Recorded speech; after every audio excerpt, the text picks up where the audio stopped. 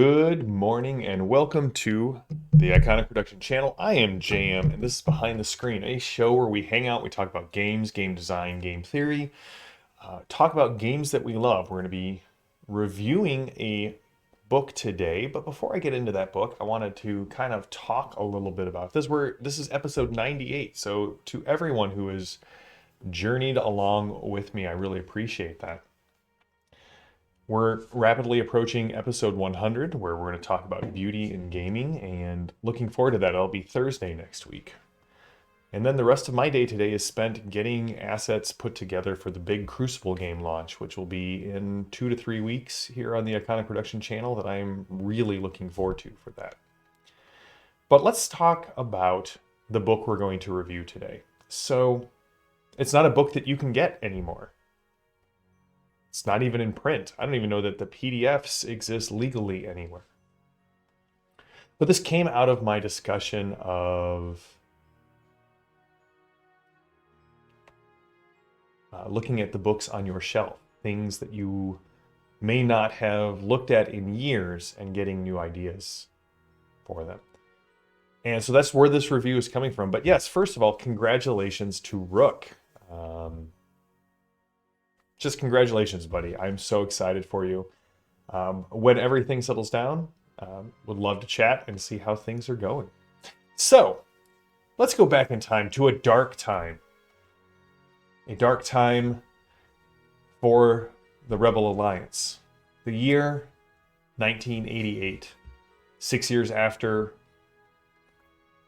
Return of the Jedi has come out, and so far Star Wars has been a fallow field. People loved it, but not a whole lot was going on with it. There were a couple of books coming out, and sadly, the quality of those books were not great. Splinter of a Mind's Eye was just not a great novel. I would say that it was a long time ago, and in a place far, far away.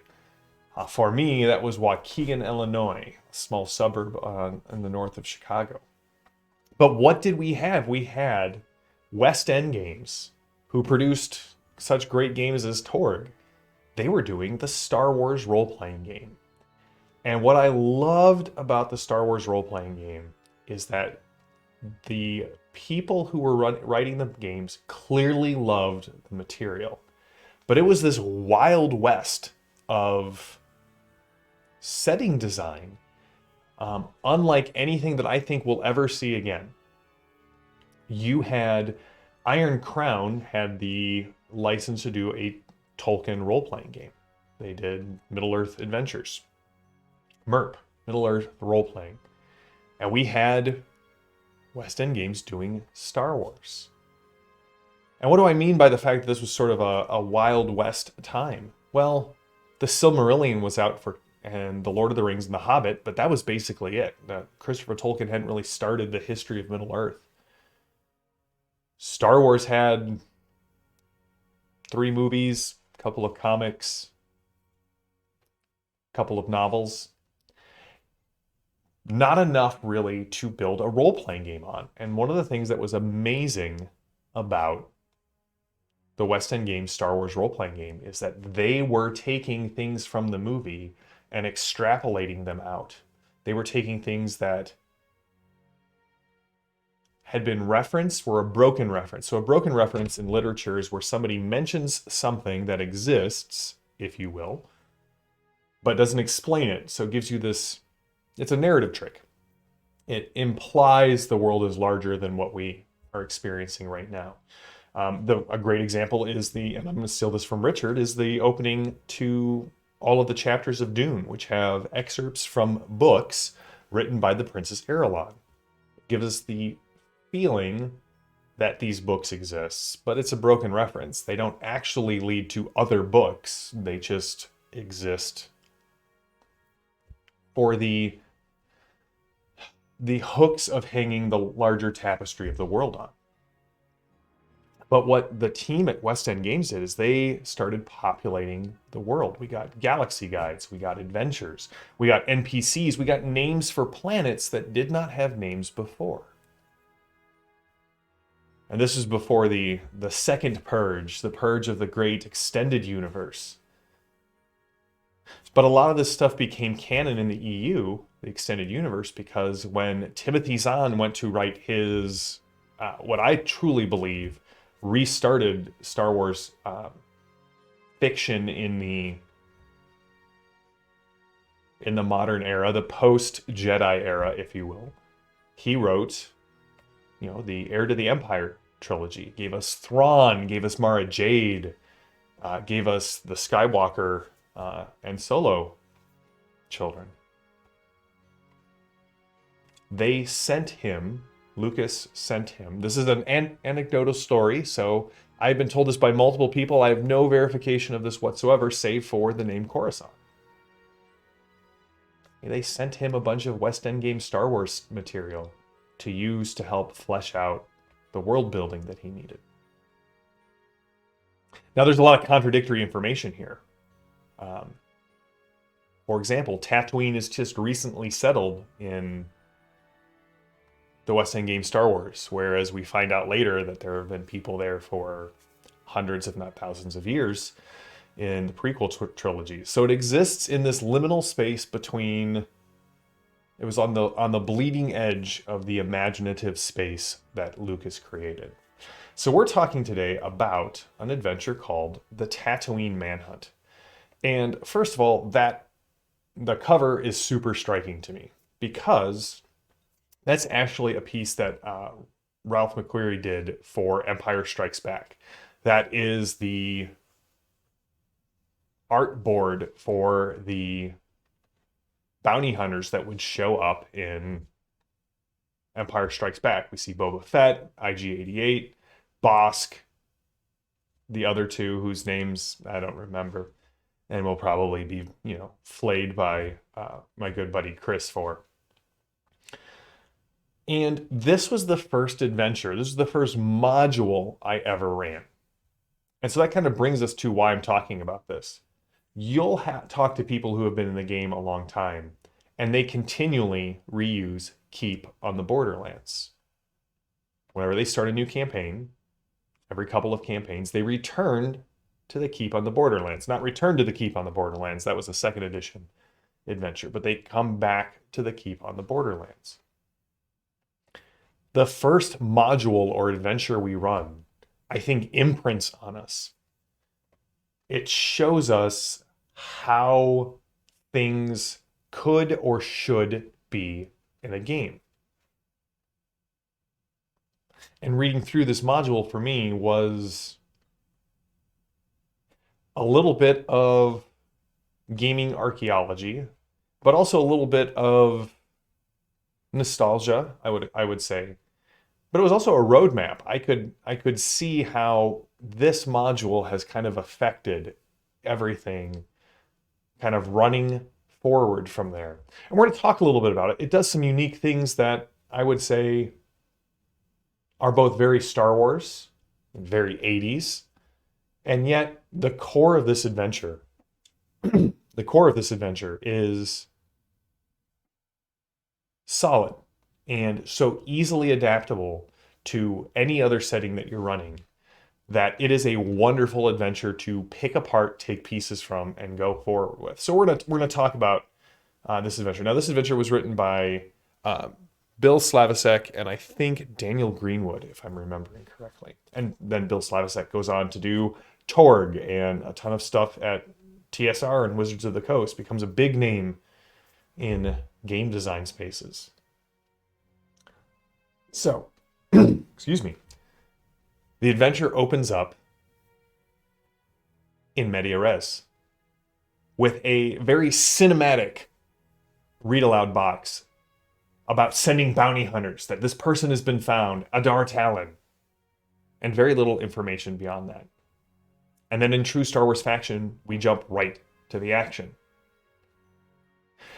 And the action is encounters with bounty hunters. You are members of the Rebel Alliance, and in the course of this interaction, you discover that this famous general that everyone thought was dead is still living in exile out in Tatooine. And so you go to Tatooine. There's a bunch of fights with bounty hunters. There is Several really well thought out betrayals by NPCs. I don't want to spoil too much of the actual adventure in case someday you get a chance to read it or play it for yourself. And then it ends in convincing this general who could become a great leader of the rebellion to join you. And then, much like the other things that we love about Star Wars, it ends with a dogfight in space while the rebels are desperately trying to jump to light speed. It's a pretty simple adventure, right? Discover the dead person is still alive, go and rescue the dead person, escape with this famous person who can be an aid to your cause. It's actually going to be adapted to one of the first or second adventures I run in Crucible. It's just such a simple plot that is rife with drama and role-playing ideas. What about the general from the Civil War who seems to have died in a battle but carries a great secret out to the west? And now Manitou and others are hunting him. The Twilight Legion has to go out and save him. Fantasy. The hero of the ages who died fighting the dragon. Well, the dragon is returned and you have to find out that the hero is still there. And then also in true Star Wars fashion, we get a lot of cinematic cutaways. And it's no surprise to me that Bill Slavicsek went on to write Torg. Torg has so much of, or what write for Torg, has so much of his DNA and the way he writes adventures. He sees things in a very cinematic sort of feel. Well, go and rescue the perceived dead person, right? The person who faked their death and is now living in exile or in the lap of luxury on an island somewhere.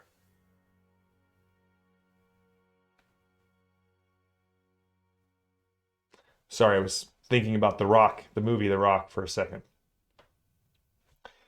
But it showed me the use of seeing my games as movies, cinematic cutaways, to see Vader choking the person who failed to recover Talon.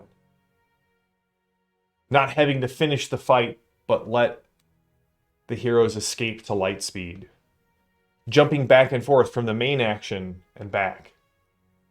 These are things that I do in my games all the time. I would have assumed I just picked it up from, years of experience. But going back and reading this, again, the very first module I ran, this thing deeply imprinted on me. The other thing that's unique that I don't know that I've ever seen again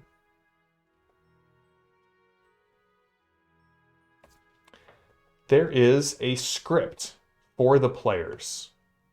6 rebels talking about what's going on, sort of your background information. He wrote this as a script to start the adventure. You hand the script to the player, each person gets a part, and they read their lines. Sort of the debriefing, but not really by your characters, but by these rebels who are giving out information. I don't know that I've ever actually tried that. I don't know why that's the one piece that kind of ran away from me. Yes, optimistic necromancy. It's my one of my favorite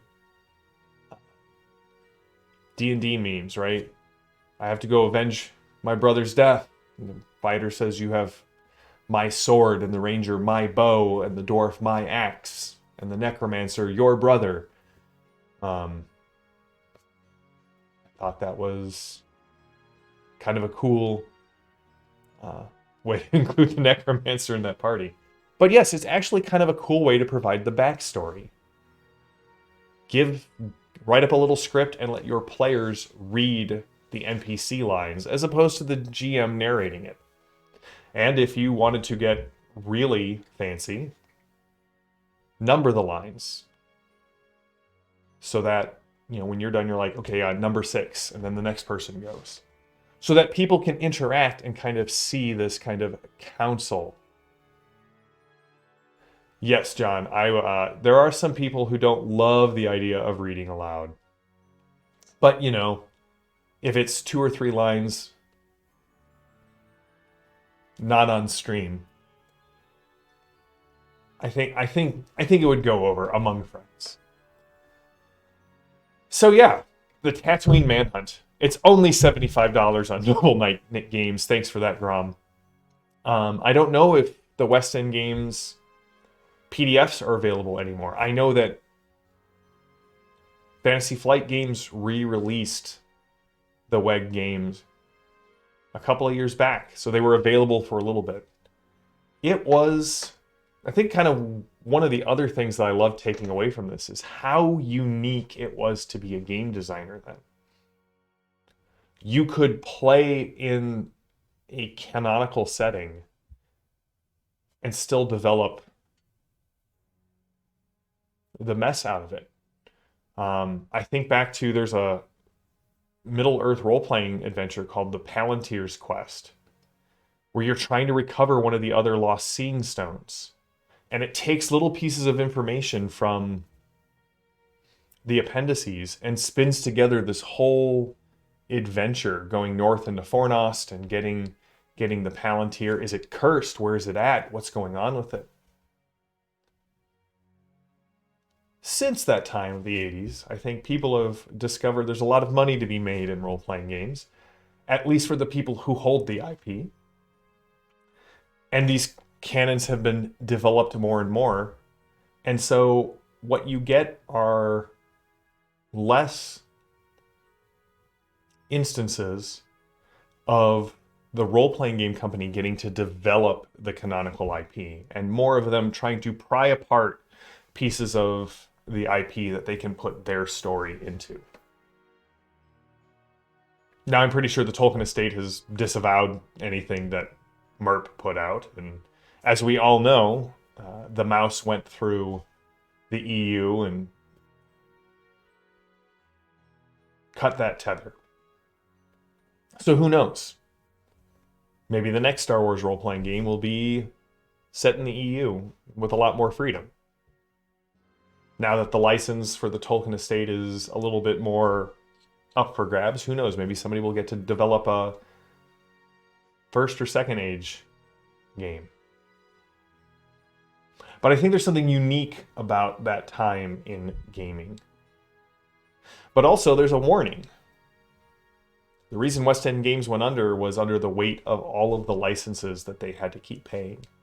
At one point, they had their own game, Torg, but they also had Star Wars and Ghostbusters, and I believe Hercules and Xena, if anybody remembers those shows. So yeah, it was an interesting time. So all of this to say, check out the Tatooine Manhunt if you can, and if you can't, go back. Think about that first great adventure that you played in or that you ran. Go back and revisit it. Do you agree with everything that came in that adventure? Do you still run games the way that adventure is laid out? Or did you play it and put it back on the shelf, never to be thought of again, and moved on to your own stuff? I think it's good sometimes to unpack a bit of our gamer history and look at it and see how it may have influenced us. Let's see here. Tinker said, just start the game by having everyone stand up, say their name, and a little bit about themselves. It'll be fine. Ooh, Paranoia. That is a game that I have read a lot of, but don't actually know if I've actually run. Such a weird game. But anyway, that brings us to the end of this discussion of Behind the Screen. Tatooine Manhunt. It's short, it's sweet. It actually established a ton of characters and canon that the design team came back to many, many times. Talon ended up being a major influence and character and NPC in the storyline going forward for West End Games. So, yeah. Oh, you'll run it for me, John? Let's make that happen. I would love to play in a game of Paranoia. Grom, you've only run the first edition box set of Paranoia. Yeah, I feel like any game where you have you are provided clones of your own character, it's just amazing. Right? Exactly. It's the IG88 model. And man, it's a great piece of art. It's also amazing to me that as part of the license, LucasArts let them use all of this concept art as covers for their books. It's a great game. If you can still find it, I highly recommend you enjoy Star Wars or even just enjoy Space Wizards of the Future Past. Go check it out. I'm pretty sure that West End Games has a drive-through RPG. I'll put the links in the show notes to OpenD6, which is basically their Star Wars system stripped out of all of the Star Wars material so that you can use it however you like. So, anyway, that's all I had for today. Next week, Tuesday, we'll discuss something. I think we're going to look at another review of an updated Call of Cthulhu supplement that they are re-releasing in hardcover with full color. We'll show off some of the images as we go through it. And then Thursday, we talk about gaming and beauty. Should be a lot of fun. So until next time, stay safe, stay healthy, stay gaming. I am JM. This has been Behind the Screen. I will see you all later. Have a good one.